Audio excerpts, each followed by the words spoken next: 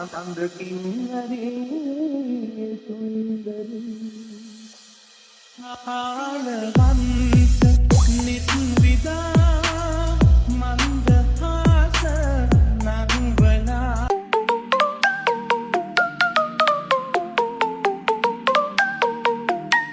හරි ඉතින් අදත් ඔයගොල්ලෝ එකතු වෙන්නේ Dynamite LK වෙතින් ගෙන අලුත්ම අලුත් වීඩියෝ එකක් එක්ක. ඉතින් අද අපි බලමු මේ ඉස්සෙල්ලා දැක්ක වීඩියෝ එක හදාගන්නේ කොහොමද කියලා. ඉතින් මේ TikTok trending වීඩියෝ හදාගන්න නම් ඔයා ඉස්සෙල්ලාම Capcut template link එක ක්ලික් කරන්න එපා.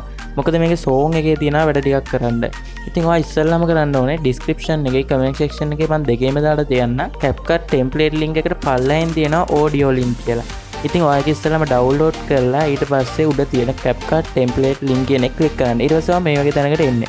ඊට පස්සේ use template in Capcut දුන්න ගමන් මේ වගේ load වෙනවා Capcut template එකට.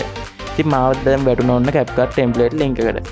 ඉතින් ඔයාට කරන්න තියෙන්නේ දැන් use template in Capcut කියන එක ක්ලික් කරලා ෆොටෝ දෙකක් select කරගන්න. ඉතින් මම දැන් ඒ ෆොටෝ දෙකක් select කරගන්නවා.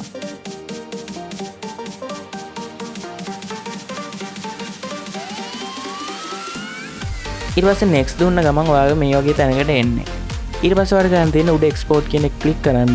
ඊට පස්සේ export without watermark කියන එක click කරන්න.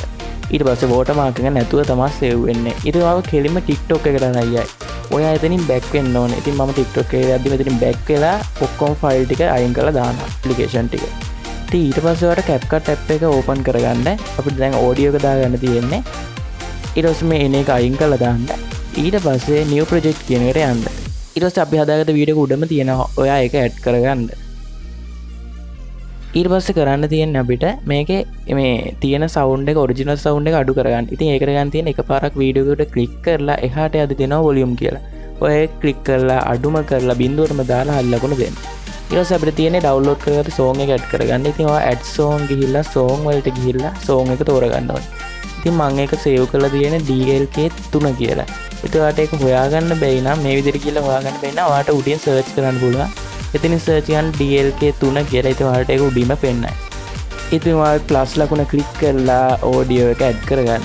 ඊට පස්සේ අපිට ගන්න තියෙන්නේ මේ වීඩියෝ එක අගටම යන්න.